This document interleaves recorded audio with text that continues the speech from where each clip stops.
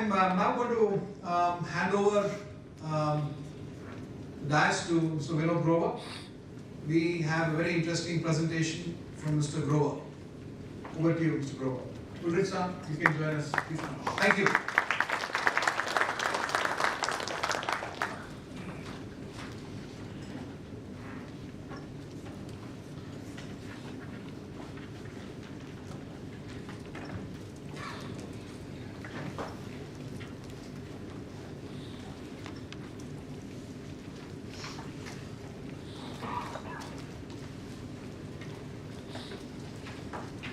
Good morning. Good morning.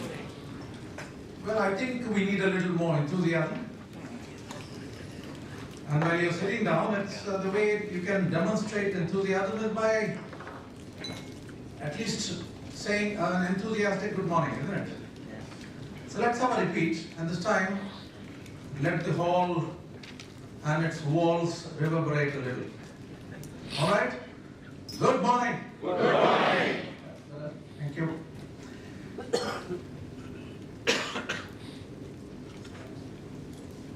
Today, we just went through the start of this session of Kaizen, and you heard Jan talk about various beliefs that professionals, not just in the operational excellence domain, but all professionals need to carry with them. And Mr. Shekhar Ramamurthy told us that the belief that has persisted for the last 200 years, which causes all the improvements, is that tomorrow is going to be better than today. And where we are today is better than yesterday. Now, all the things that you heard, they have to be implemented in organizations. And there are several things that are being talked about simultaneously. How do we bring them together?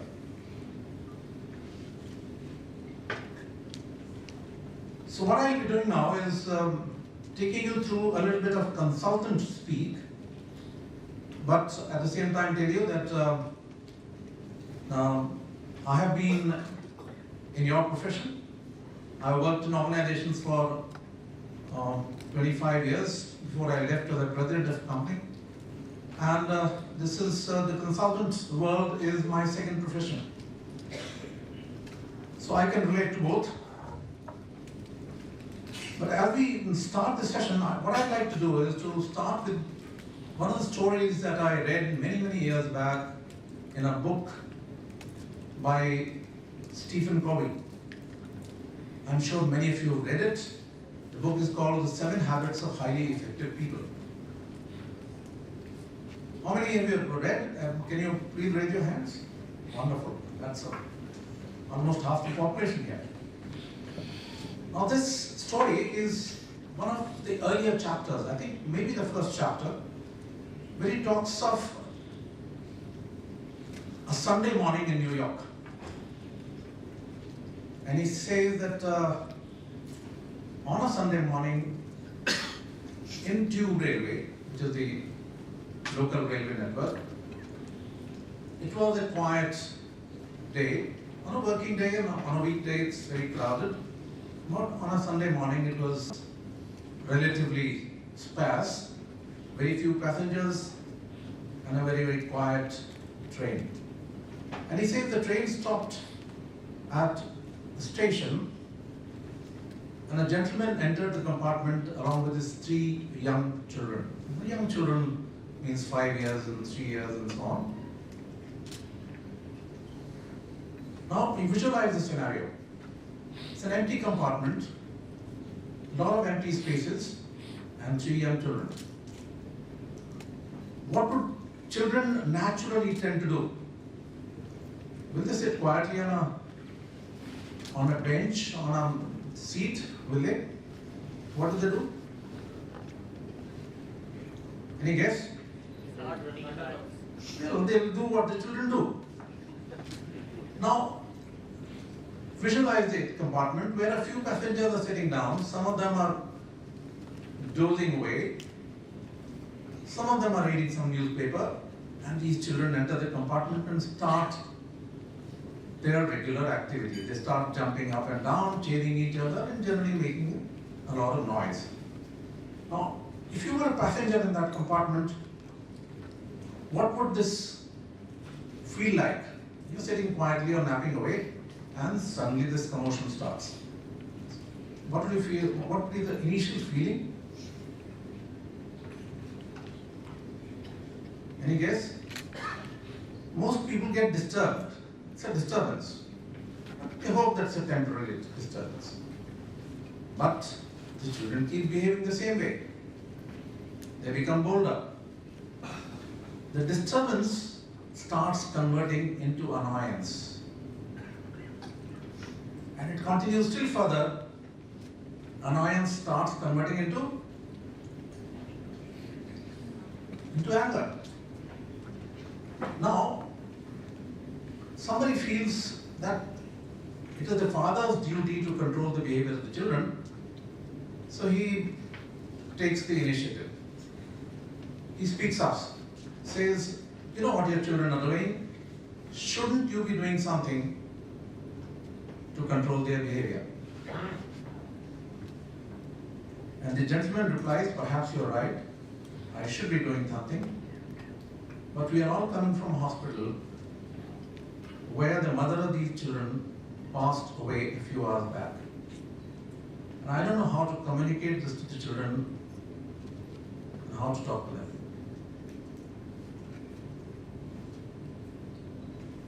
Now, visualize the people in the compartment who are hearing this conversation. What do you think the people in the compartment feel like now? What are they feeling? Are they angry?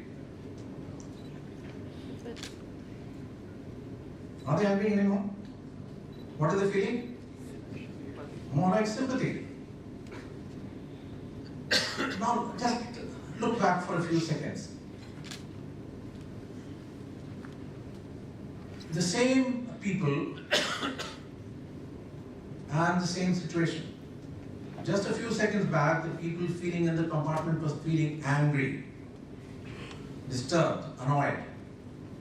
And just few seconds later, all the anger and annoyance goes away and it is replaced by sympathy. The observers are the same, the situation being observed is the same. Isn't it? But what has changed is the perception of the observers. Now this is precisely the kind of situation which Stephen Covey describes as the paradigm shift. A paradigm shift occurs when the observers are the same, what is being observed is the same, but suddenly, it's an instant change, you start perceiving something totally different. This is a paradigm shift. The reality was the same, but I saw it differently.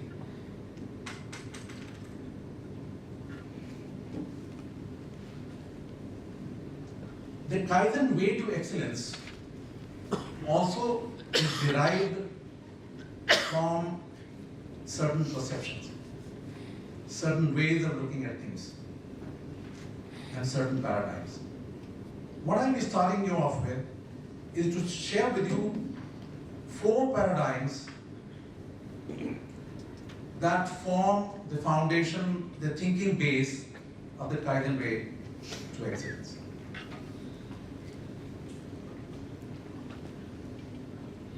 So we shall be looking at the 4 paradigms first, and based on these paradigms, I shall be talking to you about the Kaizen business system. We'll see how all the things that you heard from Mr. Shekhar Ramamurthy have been integrated into that model. How do we make sure that we leave out nothing in the process of trying to implement excellence practices in an organization? Now, all our ways of doing depend on some foundations of thinking, and those foundations and thinkings are encapsulated in values and principles. And finally, it's all about managing change. So we'll come to that. That's the content of this session that I have to conclude before you can take a break for tea. All set? Let's look at the 4 key paradigms. Start with the first one. It's called the Kaizen view of work. Our founder, Masaki Imai, wrote the first book on Kaizen. He was the first to bring out this knowledge from Japan into the English-speaking world in 1985. In 1985, he presents this Kaizen view of work, and it is represented by a picture that you see on the screen. You can see a rectangle, and the rectangle seems to be horizontally divided into various hierarchies in an organization.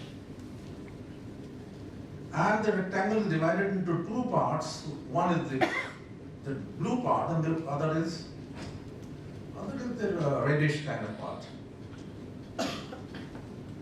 What does the blue represent? Blue represents what a traditional organization does. This is the area inside the rectangle represents activities that people do in the organization. Now, there are several functions in an organization. They are designed to work together, but we know that there tend to be a lot many conflicts. This is represented by the picture that you see below. And this blue zone represents the daily activities that most of the people in the organization and all the hierarchies from top to bottom indulge in. What Mr. Imai says is that most people, when they get to work, and it's not necessarily true for all of you, but he says most people, when they get to work, they don't necessarily know what they will be doing today. When they get to work, the first problem that reaches them determines what they start with. That is the first crisis they are managing. And before they are through, there is a second one. Before that is through, a third one. And by the time you are in the middle of the day, there are several of them hitting you at the same time, and you are juggling with them. It's called firefighting or crisis management. And he says, in a traditional organization, this is the modus operandi. This is how people spend their work time. Now, there is some activity which is in the red zone, you can see that. Innovation and breakthrough. Some people in the organization have this role also. They keep deciding how do we expand, which markets do we go into, which technologies we adopt, etc., etc. And that's for growth of the organization, growth of business, growth of profitability. Now this kind of activity is confined to the senior management.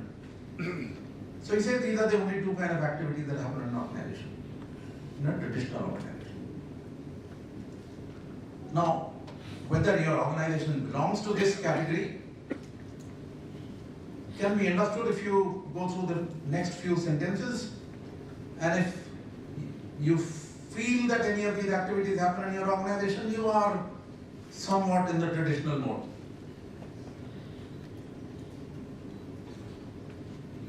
Recurring problems, same problems happen again and again and again. We solve them, but they keep happening again. There is something called month-end syndrome.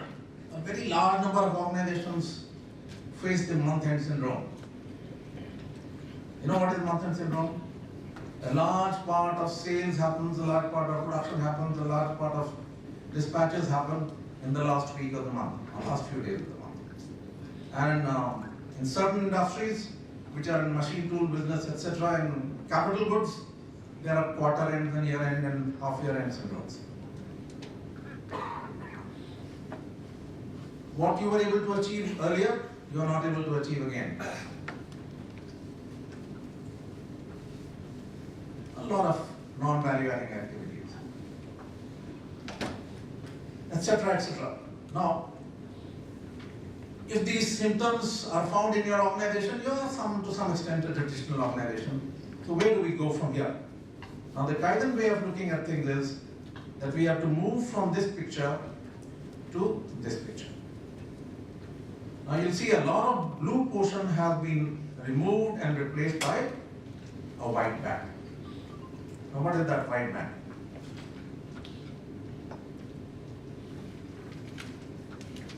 The blue band has shrunk, and what do we see? It's called daily management and standardized work. When you solve problems, you develop standardized work, which is mostly to do with methods.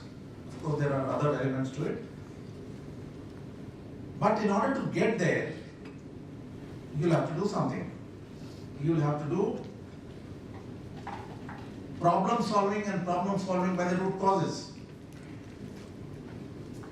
And all problem solving eventually have to improve your processes. That's the only way to improve. Who will do it? It depends on the domain.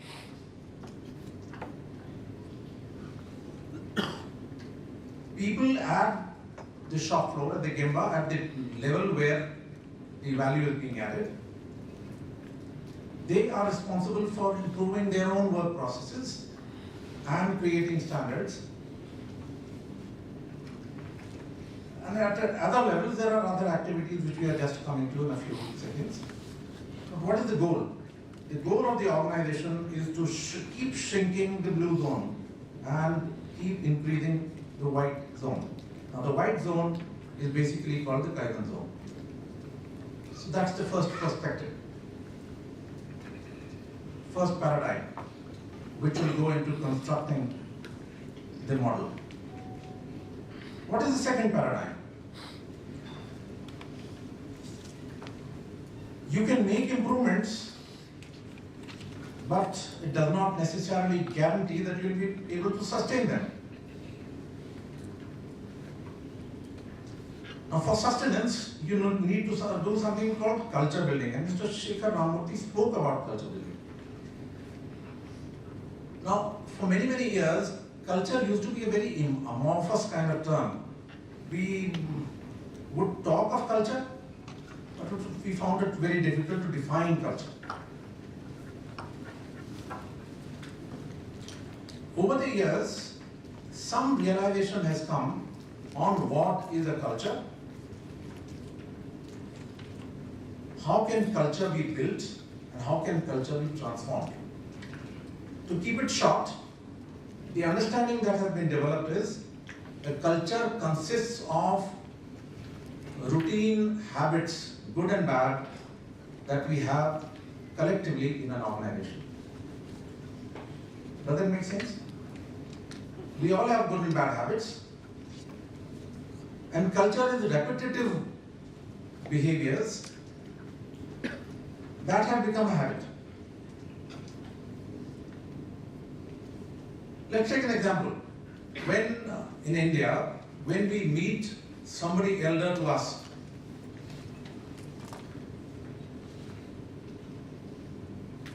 will we use his first name? Will you call him, like if I meet Mr. Ramamurthy or some senior, will I tell him, hi Shekhar? We'll normally say Mr. or Shri. But if you go to the Western world, the US, if you meet Donald Trump, Donald is quite common, isn't it? Now, these are repetitive behaviors that we don't have to think about, and these repetitive behaviors tend to build a culture. Now, if we want to change culture, we have to change those repetitive behaviors. How do you change repetitive behaviors? Is by changing routines. So therefore, the way to change culture is through changing daily routines in the organization. When you change routines and they become habits, they build a new culture. So that's the understanding. Now, if that be the understanding, let's look at it in a pictorial form now. Now, if you look at the initial part of the graph, it showed instability. When processes are not stable, then there is mura. The results don't sustain. You keep getting different results because the processes are unstable, the quality may keep varying, machine performance is not stable, outputs quantity will keep varying, productivity will keep varying, etc. Now the first thing to do is to stabilize. A process stabilization will require stabilization of the 4 inputs to a process: man, machine, method, and material. So that's the first part of preparing for improvement. Once you have stabilized, after that you can start making improvements. That's what the picture represents. Now let's answer these questions. I cannot see culture. How do I change it? What can I see? I can see muda and I can see routine behaviors. So therefore the way to change is to take out muda from processes, muda, mura and muri, and to start changing behaviors. If that be the understanding, so what do? We start creating new gemba by actually making changes in processes and our work environment. We also build new routines, some daily routines, which will build desired behavior. What are the desired behaviors? We'll come to that in a short while.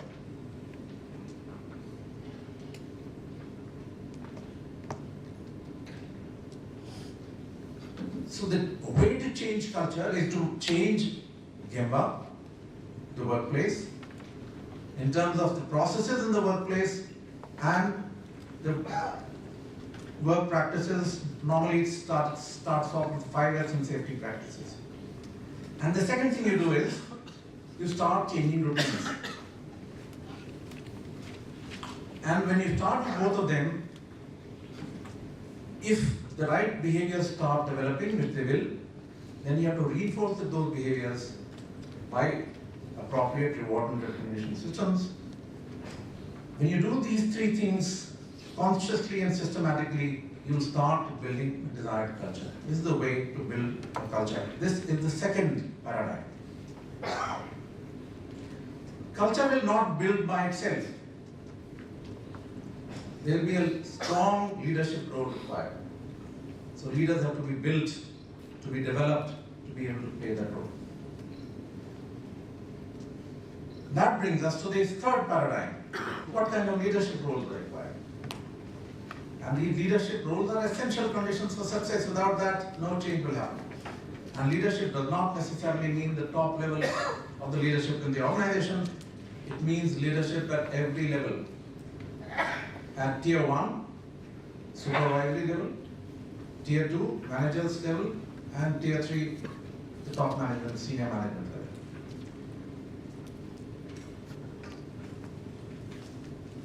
Historically, this success rate has been pretty low. As you can see, some of these surveys, they indicate that just about 20% of the organizations really claim to be successful in achieving what they wanted to do. Most others, and that's because there's a leadership commitment required, and leadership commitment, Mr. Imai says, is proportional to the time the management is willing to spend on these activities. What are the new roles and new behaviors to be cultivated? Number 1, for improving our daily operations, daily activities, people will have to start solving problems by their root causes. This is the new behavior that has to be developed. And then standardize the new improved versions. This role is to be played by people which are closest to the process. There is a second kind of role. The processes that run through various departments, value streams, they must be improved by people who are accountable at that level. Now, these kind of improvements will happen through teams composed from middle management. And Mr. Shekhar Ramamurthy spoke to you about the need of strategy. Strategy formulation is the role of senior management. So in improvement, roles have to be played at all levels of the organization, and that's why this white band runs right across from bottom to the top. The different kind of roles to be played in all levels. And this picture at the bottom also happens to be our logo. You can see the logo up there.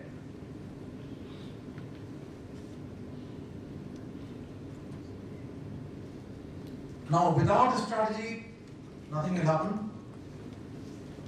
So it all starts with that.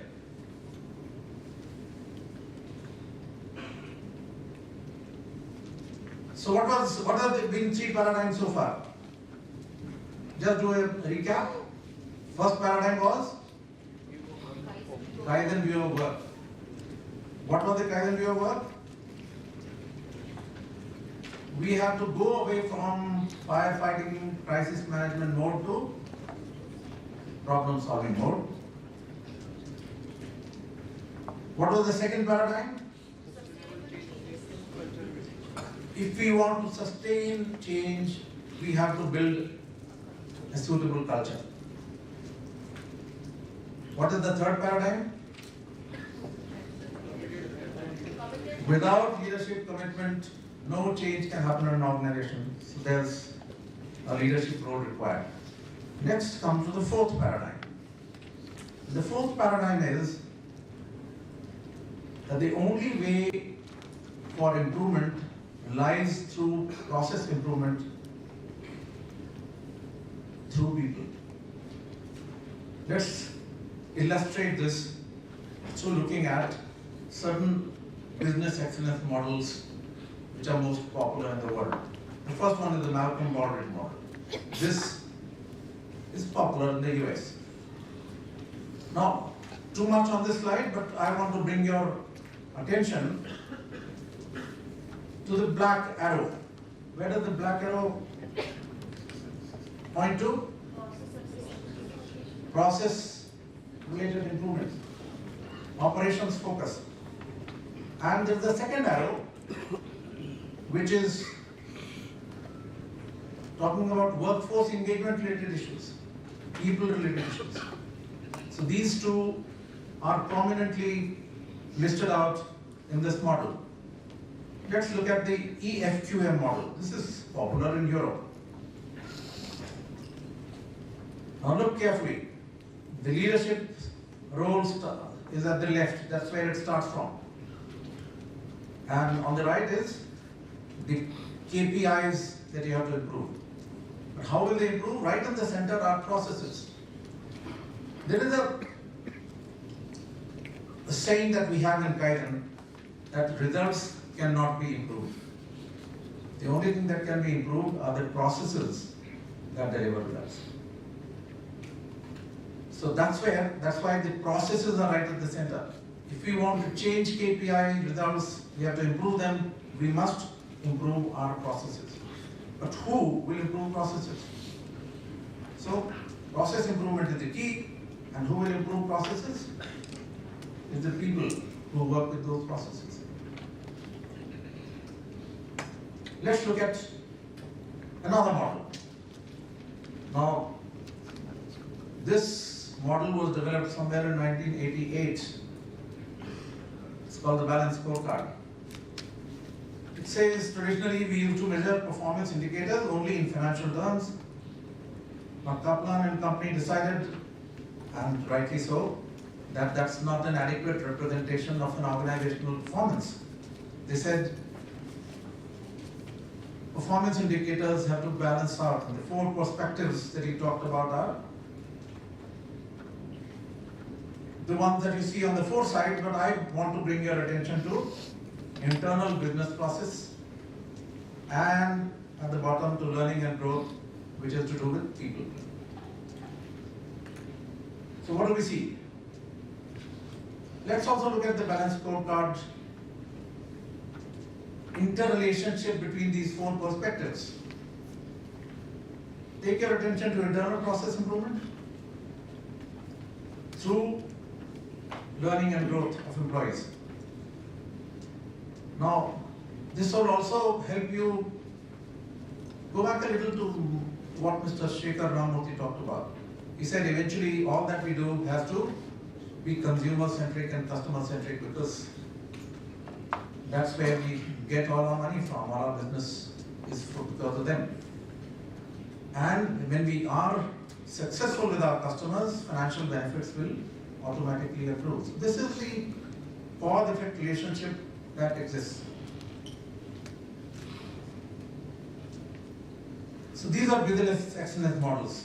Let's look at an operational excellence model. Once again, you'll find that process stability or reliability and human reliability are at the core of even the operational excellence model. So what is the summary? The summary is my favorite sentence that I have, and I'll be silent for a few seconds while you read this sentence.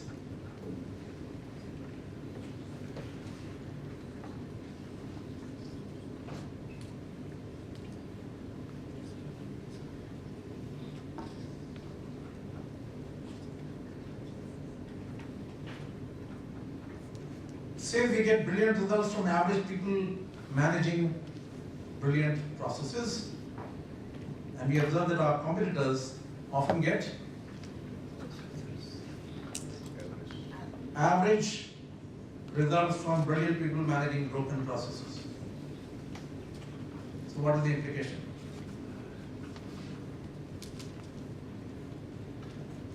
The implication is that excellence demands excellence in results, demands excellence in processes.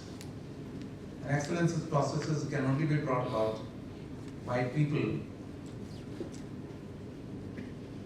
who have the capability to keep improving their processes. So this is the fourth paradigm. Now, combining these four paradigms, we have developed our model. The summary from this last paradigm is that a surest pathway to excellence lies in a continual, unending quest for perfect processes.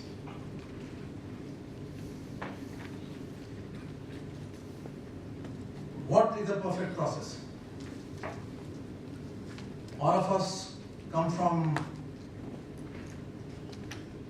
organizations that keep improving processes, but how will we ever know whether the process is better than yesterday or not? And how will we know when the process becomes perfect? Now, in order to do that, I did a lot of research and finally came out with this statement, which is on this slide, and it kind of defines 8 different properties of a perfect process. 5 of the properties belong to every single step of the process, and 3 of the properties are interlinking between various steps of the process. Let's look at them.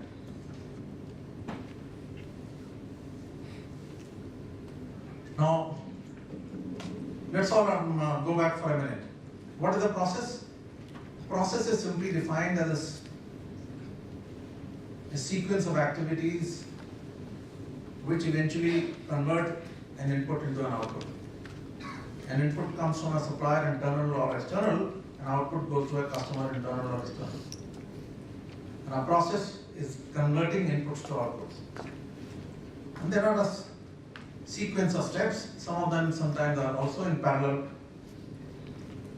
Now these sequence of steps is what the process is all about. Now, a perfect process will mean that every step has these individual properties. Number one, every activity, every step, every operation is completely valuable, which means there is no non-value adding activity inside that operation.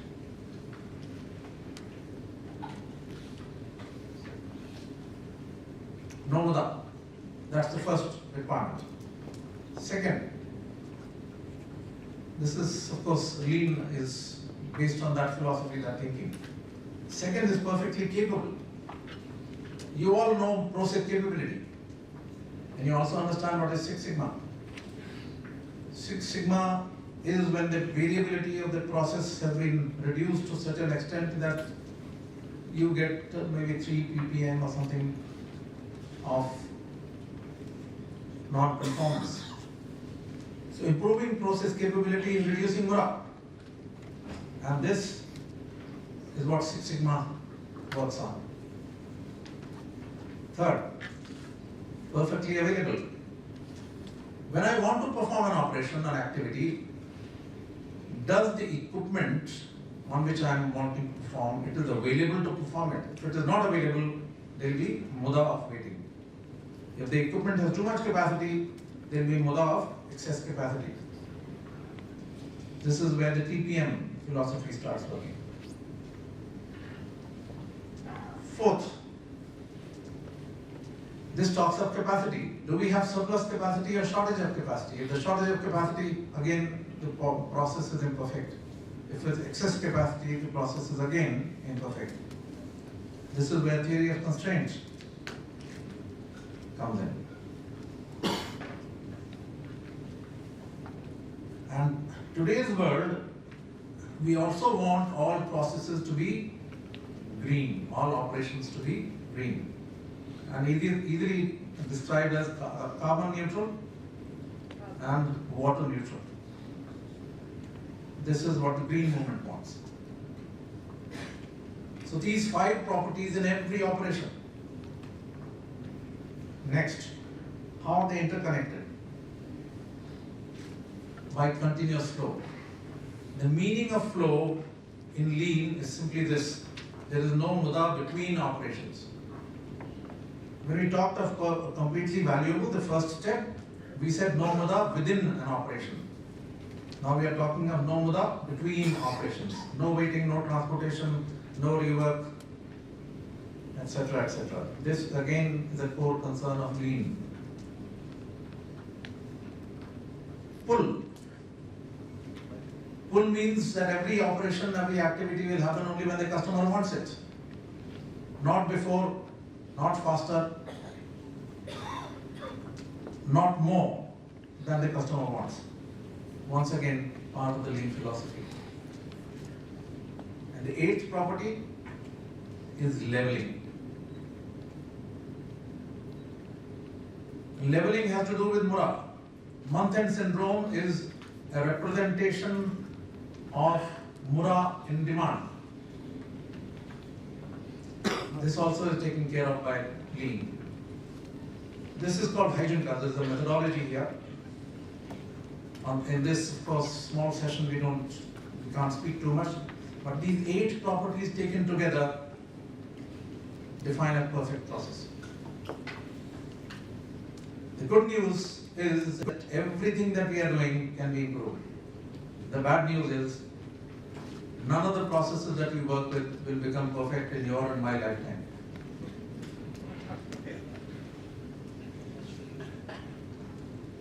So these 4 paradigms taken together allow us to arrive at this Kaizen model for operational and business excellence. Now, on the top is what we call the organization, any improvement model has to work towards long-term company value, and it's nothing to do with short-term. It's not a seasonal activity. It's not a 1 year or 2 year activity. Now the long-term value has to be improved from whom? If you look at the top line here, it says customer, shareholder, and employee long-term value. There are three major stakeholders that are identified at the top.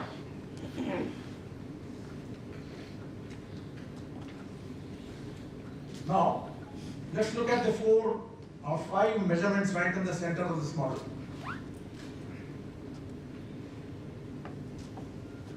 Which of these KPIs address the customer? 1, 2, 3, 4, 5. Customer requirements, quality? Yes? And customer requirement is delivery. Delivery is a function of flow efficiency. That's why we write it there. Now, customer requirement is met by Q and D. Shareholder requirement is met by, what does the shareholder want? More turnover, more profit? It comes from where? It comes from growth in business and top line and bottom line. And the bottom line improvement comes from cost reduction. Price is no longer organizations can control. Cost is what they can control. Now, cost means using your resources optimally. That's why resource efficiency is representation of cost. And all this is done by people. So M represents morale. So these are the 5 KPIs that will take care of customer, shareholder, and employee long-term value. On the right-hand side, you see a set of tools, toolboxes that help us improve performance working on Q, C, and D. This is representation R model for lean. This is of course a Japanese methodology of Japan Institute of Plant Maintenance. This includes Six Sigma. This is our model for improving those service processes that impact all those processes which are adding value. These processes will be HR processes, accounting processes, procurement processes, sales processes, and so on. Now these are primarily impacting costs. On the left-hand side, we have growth related toolboxes. There are 4 of them. Their prime impact is on sales and secondary impact on costs. And at the bottom, see all these toolboxes are already proven. They've been used in various industries across the world for many, many years. What is problem is tools work, but results do not sustain. So how to make them sustain? The key lies in the ability to manage change. And this change model is what we have taken many, many years to develop, and I have reached a stage where it seems to be working very well. This is the total model, business model. Now, all this model is based on some ways of thinking. And these ways of thinking are embedded in 5 values and 4 principles associated with each value. I'll go quickly through them. There are 5 values. The first value is customer orientation. You already heard about it. The second is people orientation. Why? Arise from our paradigm that we just spoke about. Third is Gemba orientation. Gemba is workplace. All processes happen on a workplace, and all processes can only be improved at the workplace. Not in a conference room, not in a manager's cabinet. Process orientation, we just discussed it, it's the 4th paradigm. And scientific orientation. This includes Working with proven methods, this includes working with data and not randomly. These 5 values are embedded into the entire system, and these 5 values are represented eventually by various principles, which we will not go into right now. And before I close, I must bring you to the Kaizen change model, which is not yet to be found with Mr. Google. All of you know Mr. Google? Because it's been evolved by us, and now we have not yet written a book on the subject. It has gone out to the Google. So this is, of course, evolved from our experiences. At the top, you can see is the strategy. This is what Mr. Shekhar Ramurthy kept talking about. What is strategy about? Strategy is developed based on environmental scan, based on technological scan, based on economic scan, based on competitor scan, to achieve certain business goals. This is a function of senior management.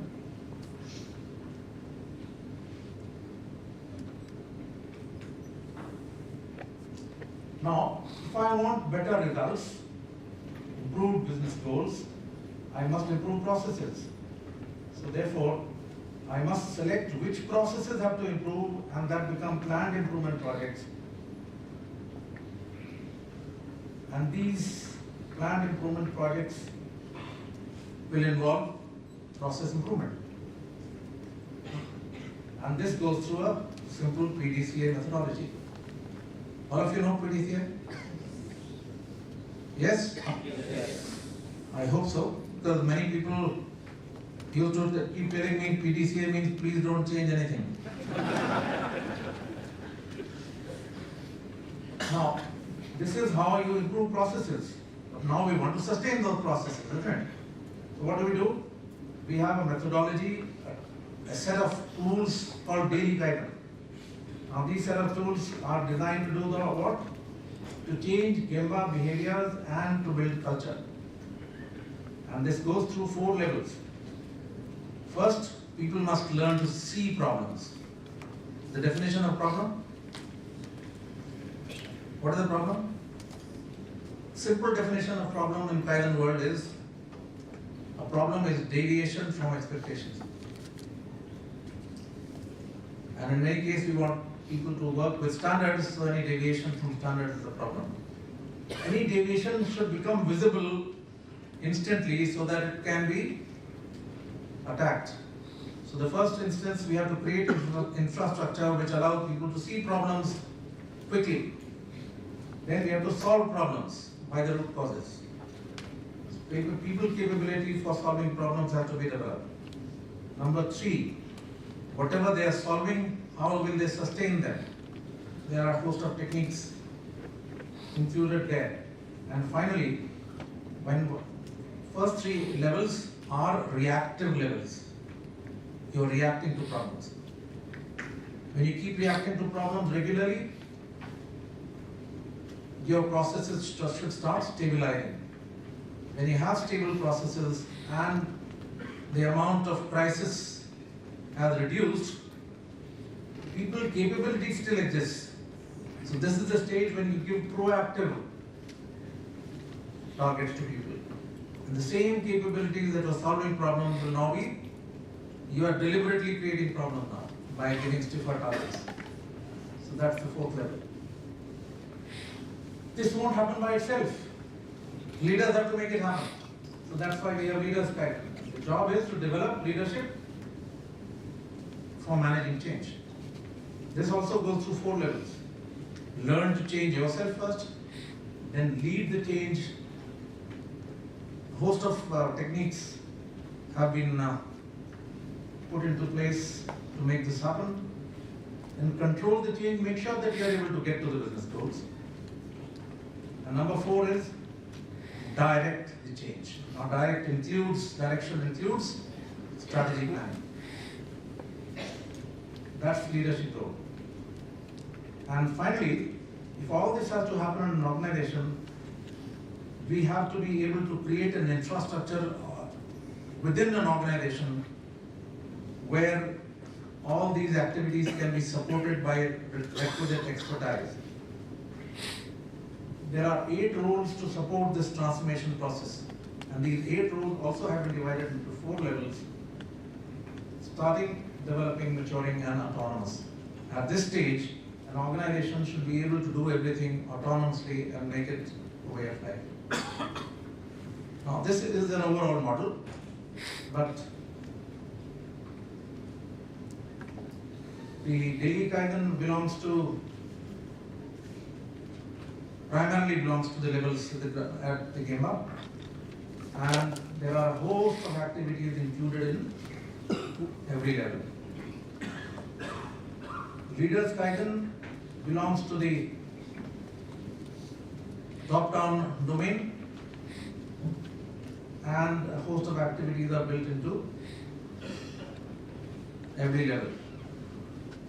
Similarly, support Kaizen has 8 roles. I will not go into those 8 roles. They are all implemented up to maturity stage. In autonomous stages, all the roles an organization is able to run by itself. All these taken together have the ability to build a Kaizen culture. And our experience over the last few years with some of you who are here, which keep teaching us how to keep improving our own system. In our organization, we run what is called KIC. KIC stands for Kaizen in Kaizen Institute. So we keep improving this model also, and probably next year, if I show you this model, this might have had a few further improvements, but that's the spirit of Kaizen. Now, all of this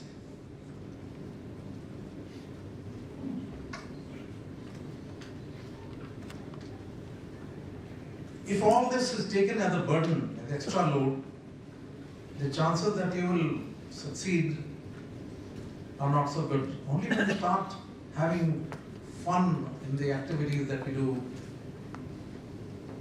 our chances of success improve. May you all be always successful.